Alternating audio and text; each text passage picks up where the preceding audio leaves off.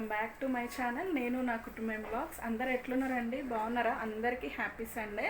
ఈరోజు అయితే చిన్న బ్లాగ్ని అయితే షూట్ చేస్తున్నా, చూసేయండి బ్లాగ్ని అయితే.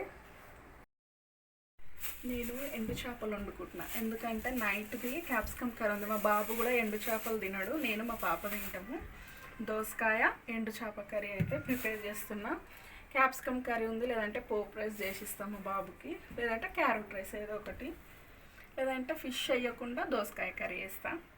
ఓకే ఫ్రెండ్స్, మరి బ్లాగ్ అయితే కంటిన్యూ అవుతుంది, చూస్తుండండి. ఇంట్లో అయితే మంచిగా కరివేపాకు చెట్టు ఉంది. ఇది కొంచెం చిగురు వస్తుంటేనే తెంపుతా ఉన్నా నేను. ఈ మధ్య అయితే అసలు నేను ఈ వర్షాకాలము ఇప్పుడైతే అసలు కరివేపాకే తీయట్లేదు మార్కెట్ నుండి, చెట్టుకున్నదే వాడుతూ ఉన్నా నేను. చాలా మంచి స్మెల్ వస్తుంది, అప్పటికప్పుడు ఫ్రెష్ది వేసుకుంటే చాలా మంచి స్మెల్ వస్తుంది కదా.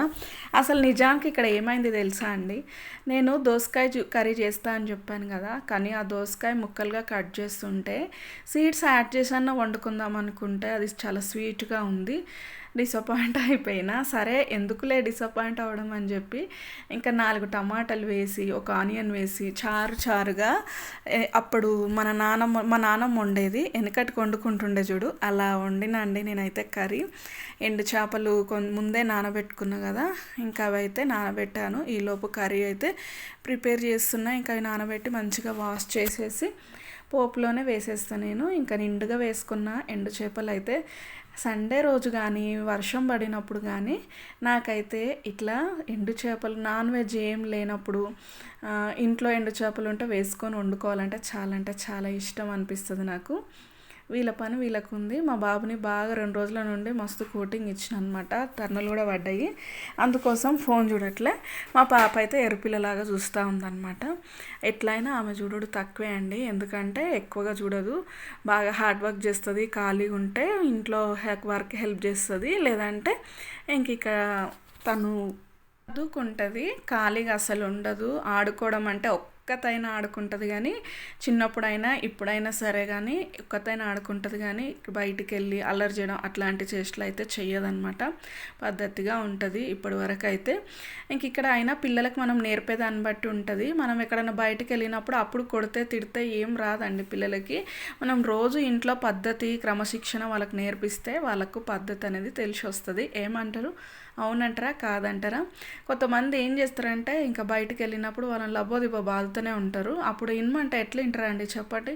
చాలామంది వాళ్ళు సొంతంగా నేర్పించారు, కానీ ఇంకా బయట టీచర్స్ మార్నింగ్ నుండి ఈవినింగ్ వరకు పిల్లలు వాళ్ళ దగ్గర ఎంతున్నా సరే ఇంట్లో కూడా పద్ధతి అనేది మనం నేర్పించాలి. అప్పుడే కరెక్ట్గా పద్ధతిగా ఎదుగుతారు పిల్లలైతే. ఇది నా ఒపీనియన్, ఇది నేను కరెక్ట్ అని చెప్తాను. ఒకవేళ మీ ఇష్టం, మీరు నమ్మితే నమ్మకపోతే ఖచ్చితంగా అది రైటే. ఇంక ఇక్కడైతే మంచిగా వాతావరణం కూల్గా ఉంది. వర్షం అప్పటికి 2-3 చినుకులు వస్తున్నాయి, తగ్గుతున్నాయి. నేనైతే ఇంకా పకోడీ అయితే ప్రిపేర్ చేస్తున్నా. క్యాబేజీ ఉండిందనమాట. క్యాబేజీ పకోడీలో కొంచెం ఆనియన్స్ వేసుకోవాలి. ఆనియన్స్ వేసుకుంటే చాలా టేస్ట్ బాగుంటుంది. డికాషన్లో కొంచెం అల్లం, చిటికెడు టీ పౌడర్ యాడ్ చేసుకుంటే సూపర్ ఉంటుందండి. ఘాటుగా డికాషన్ అయితే. పకోడీలు కూడా చాలా యమ్మీగా వచ్చాయి. కొంచెం నేను షార్ట్ వీడియో కూడా అప్లోడ్ చేసి ఉన్నా. ఉప్పు, కారము, పసుపు, జీలకర్ర, ధనియా పౌడరు, కొంచెం వాము అండ్ ఇంకా వంట సోడా ఇవన్నీ యాడ్ చేసుకొని కొంచెం పచ్చిమిర్చి, కరివేపాకు, ఉల్లిపాయలు వేసుకోవాలి. పచ్చిమిర్చి, కరివేపాకు అయితే నేను ఎక్కువ వేసుకుంటా. కొత్తిమీర ఉంటే కొత్తిమీర కూడా వేసుకుంటా. కొత్తిమీర లేదు కాబట్టి ఎక్కువ నేను కరివేపాకు అండ్ పచ్చిమిర్చి వేసుకున్నా. చాలా బాగా వచ్చింది. ఇంకా పిల్లలు నేను కూర్చొని ఈవినింగ్ స్నాక్స్ వైజ్గా అయితే తిన్నాము. ఈ వ్లాగ్ అయితే నిన్నటిది సండే రోజుదండి, చెప్పడం మర్చిపోయాను. ఇంకా మా పాపకైతే ఎగ్జామ్స్ అవుతున్నాయి అన్నమాట, అందుకే చదువుకుంటా ఉంది. చెప్పాను కదా నేను ఖాళీగా అసలు ఉండదు, ఉందంటే చాలా తక్కువ అనమాట. ఖాళీగా ఉన్నప్పుడు బ్యాగ్ సర్దుకోవడము, లేకపోతే ఏవైనా బుక్లో మార్జిన్స్ కొట్టుకోవడము, సైడ్కి డిజైన్స్ వేయడం ఇట్లా చేస్తూ ఉంటుంది. ఇంకా మా బాబు చూడండి ట్యాబ్లో ఏదో వర్క్ చూసుకొని చేసుకుంటా ఉంది.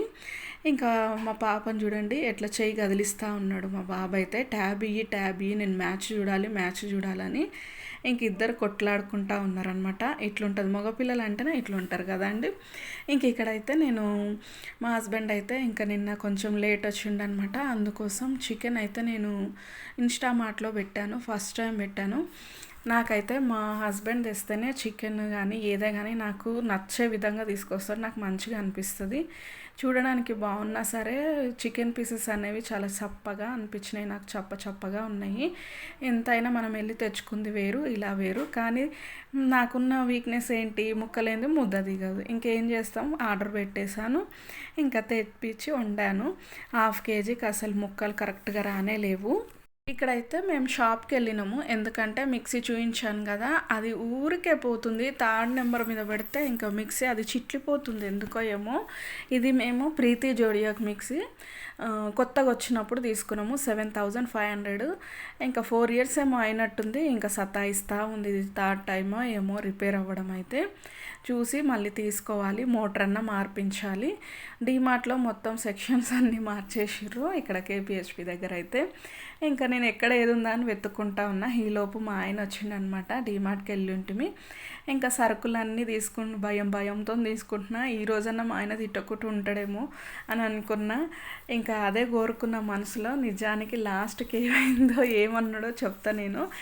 ఇంకా ఇప్పుడు తిట్టకపోయినా తర్వాత అయితే తిడతాడేమో అని కూడా భయం ఉంది. ఏం తిట్టలేదు. ఆ మధ్య మనకి గ్యాస్ బాగా కొదువ ఉన్నప్పుడు ఇండక్షన్ స్టవ్స్ అయితే అసలు దొరకలేవు కదా, ఇప్పుడైతే డీమార్ట్లో ఉన్నాయి చూడండి, మంచిగా ఇప్పుడు అవైలబుల్ ఉన్నాయి. ఇంటికి వచ్చి ఇంకా ఆమ్లెట్ వేసి ఇచ్చాను, పెప్పర్ పౌడర్ వేసి మంచిగా ఆమ్లెట్ వేసి ఇచ్చాను. అన్నం పెట్టేసి ఇంక ఇద్దరం కలిసి కూర్చొని తిన్నాం. నాకు మా ఆయనతో టీ తాగడం అన్నా కలిసి తినడం అన్నా చాలా అంటే చాలా ఇష్టం.